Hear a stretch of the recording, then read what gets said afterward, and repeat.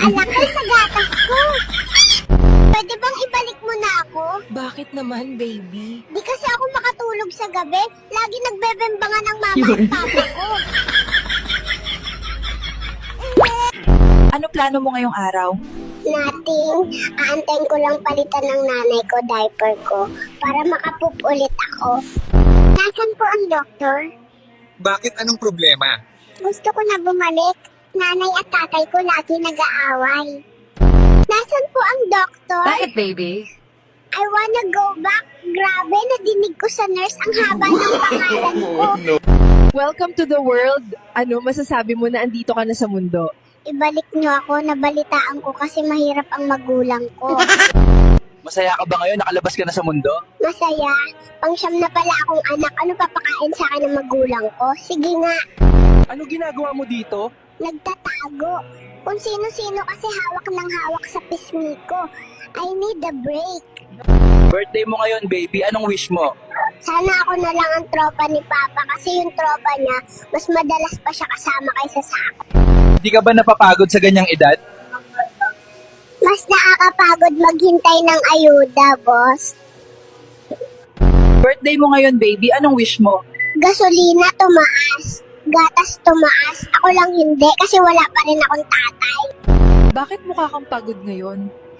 Kada 5 minutes, may gustong makipag-hello sa akin. Kamukha ng daddy, kamukha ng mommy. Ano ba talaga? Hindi ko pa alam kung sino ako eh. Pagod na mata ko sa flash. Parang artista lang, walang privacy. Ilang pictures na nakuha mo ngayong araw? Kahit kumain lang ako, may picture. Shout out sa mga magulang dyan. Huwag niyong tularan ang ganitong magulang kagaya ng mama at papa ko. Kawawa mga anak. Bakit nandito ka? Ilang araw ka pa lang. Kailangan ko na mag-ipon para sa school ng mga anak ko. Nasaan ang DSWD? Bakit? Anong problema? Laging nag-aaway magulang ko. Kuhanin niyo na lang ako. Ano ang masasabi mo ngayon? Nakalabas ka na.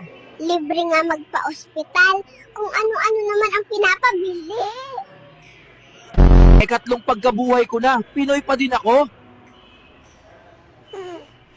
Pambihirang buhay to. Akala ko ba gusto mong bumalik sa mama mo?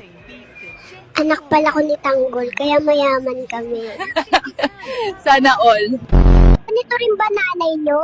Inuuna pa ang chismis kaysa gawain bahay. Kung ganyan nanay nyo, isuli nyo na sa magulang niya. Welcome to the world. Ano masasabi mo, baby? Salamat sa Diyos kasi hindi chismosa ang nanay ko.